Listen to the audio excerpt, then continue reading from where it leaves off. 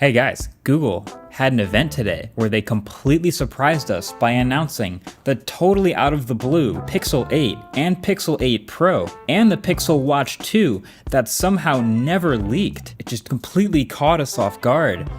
I hope you can detect my sarcasm through the internet, but hey, we did get an event and it has some stuff that I was really looking forward to, Pixel 8 and 8 Pro, mostly because I've been a Pixel fan, even though I know it has these big flaws, like the Tensor G2 had subpar performance and the somewhat average battery life, but like I still like the Pixel, and there's a lot that I was looking forward to for the next stuff.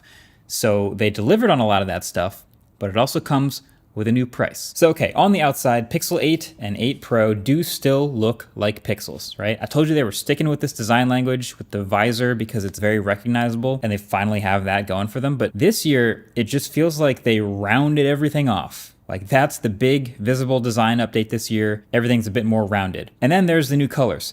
Now, honestly, I'm just gonna say it. I think it's been a pretty boring year for phone colors across the board, just putting it out there. But with this one, it's hazel, rose, and obsidian for the Pixel 8, and then obsidian, porcelain, and this new blue color called bay. I think the blue is probably the most interesting of the whole lineup, combined with the new matte finish that's on the back of all the Pros. I love that. I think it might be my favorite alongside matte black. Maybe it's a toss-up between the two. But then around the front, both displays have actually gotten better. So the bezels are a bit thinner and they look pretty uniform all the way around to me. And then they're both dramatically brighter, up to 2000 nits peak brightness on the Pixel 8 and 2400 nits on the 8 Pro. I think that's the highest I've ever seen in a phone. So I think it should look really good, both indoors and outdoors. And then also the smaller Pixel 8 is now 120 hertz as well. Love that. I know people love just dismissing 120 hertz on cheaper phones, but we're there. Now, it's not LTPO yet. That's still just the Pro. But yeah, just looking at these screens for the limited time that I spent with them, I am very excited to get them out in the real world. They're calling it an Actua display and a Super Actua display.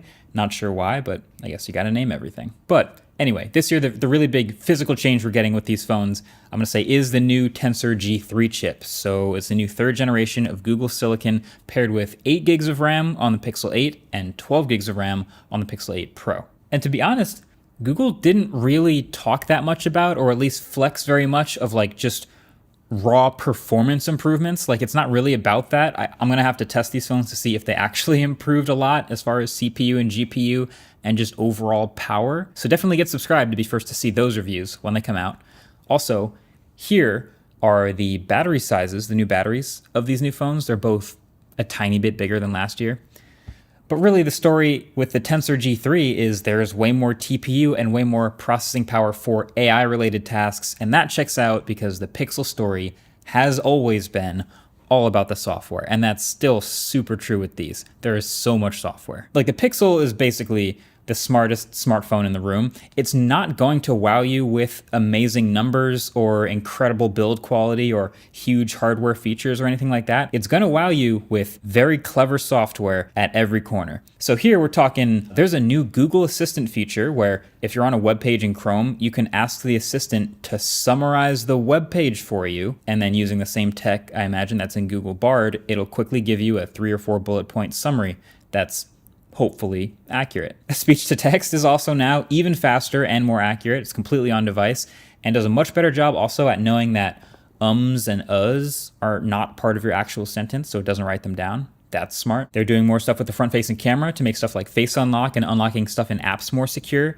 There's also a new Fix-It feature, which will proofread your messages built into the keyboard before you send them with things like grammar and all that. One of the crazy ones is the new call screen voice. So if you've used a Pixel, you know about call screen before, which is you're getting a call, it's an unknown number, you just let the Google Assistant screen the call. The new one has a much more human voice that I honestly don't really know if it's a robot voice or just a recording of a human, but it's much more human sounding.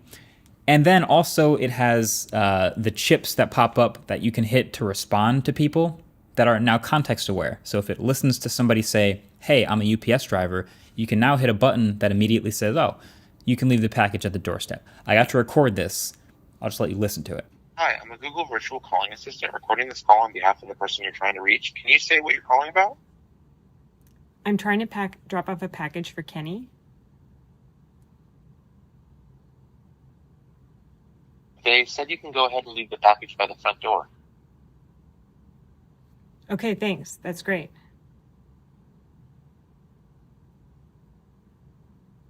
Great. I'll see you soon. So yeah, that's pretty good to me. It sounds very human, but again, I don't know. It could just literally be a human recording. Either way, it says it's a virtual assistant.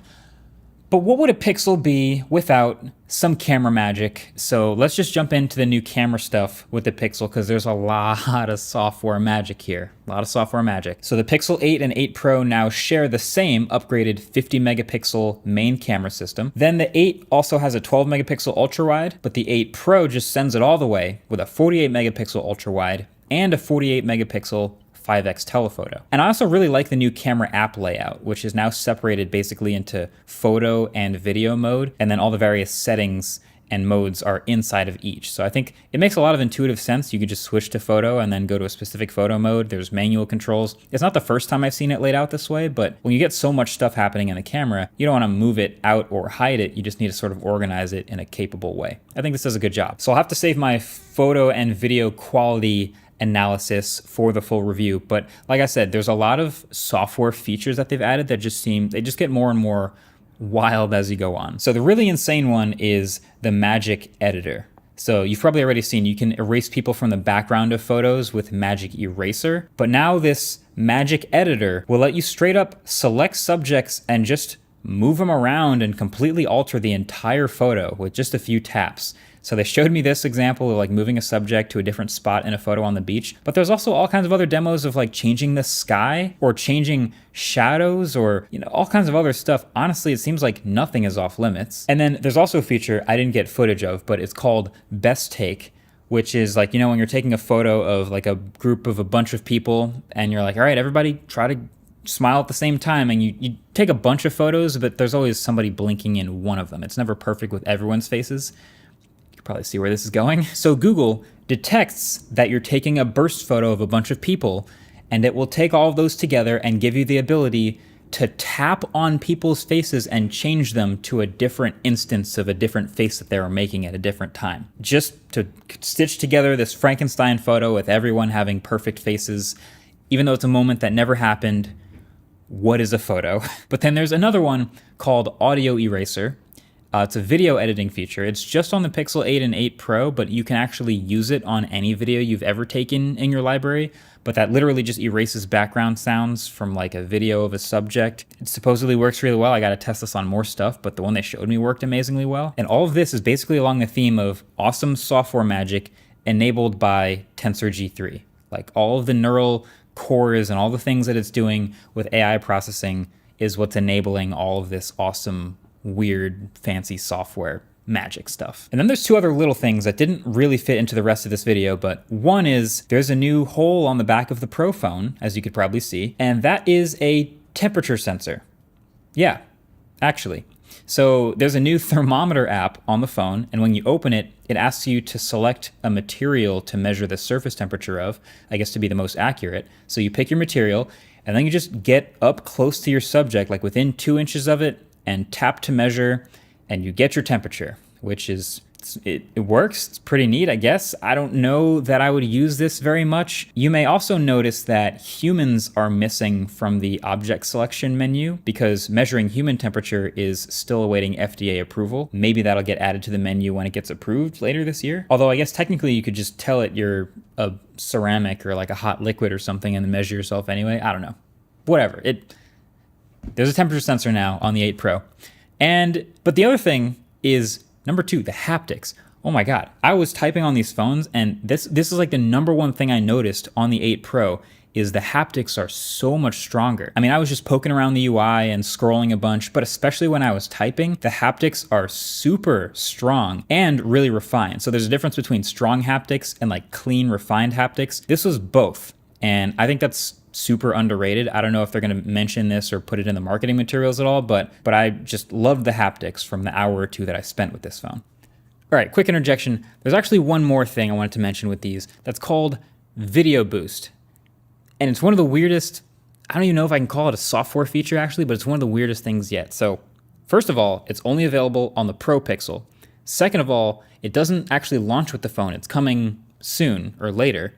But basically what it is you take some video on your Pixel and it looks okay at first, but then you have it uploaded to the cloud where it then processes overnight or for a few hours and then comes back to you with a result that looks dramatically better HDR plus, better color grading, and looks much better than the video you originally took. I don't know why it's only on the Pro phone.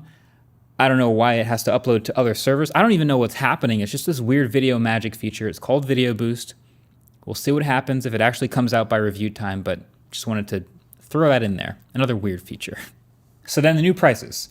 So Pixel 8 is going to start at $699, which is $100 more than last year. And then the Pixel 8 Pro is going to start at $999. I think you can justify it though. I mean, the base Pixel just got upgraded to a 120 hertz display, to a much brighter display with thinner bezels, to the Tensor G3. It's got a new primary camera that's the same as a more expensive phone. So I still feel like that's a fair price for it, even though it's not the bargain of the year like it was before. And then the other massive update that's for both of these phones, this is awesome, is 7 years of OS, security, and feature drop updates for the 8 and 8 Pro. 7 years, which seems like something they probably should have already been doing with Google's own phone, running Google's own chips and Google's own software.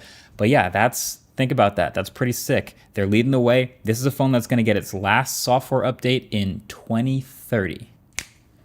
Good looks, Google. But also, yeah, they announced an update to the Pixel Watch 2. It is in the same super sleek Pebble design, so it's going to look the same from the outside. But now inside, there's a new quad-core processor that should speed things up significantly and also potentially extend the battery life by a little bit, because they're promising 24 hours, but with always on display on now instead of off. And there's a bunch of newly redesigned apps like Gmail and Calendar. And then it just felt like they added a bunch of stuff that we also recently saw added to the Apple Watch. So there's a new safety check feature that works almost exactly like the one Apple just announced. They also added a skin temperature sensor that can be helpful for monitoring patterns. They also now have auto workout start and stop detection. And they also added backup and restore, which actually other watches have had for a while, and they should have had this ages ago, but they also now have that. If you look at the back of the watch, there's a bunch of improved sensors that should better monitor heart rate and health data while you're moving around a lot more vigorously. And this watch will launch at the same price that last year's did, so $349 for the Wi-Fi only and $399 starting for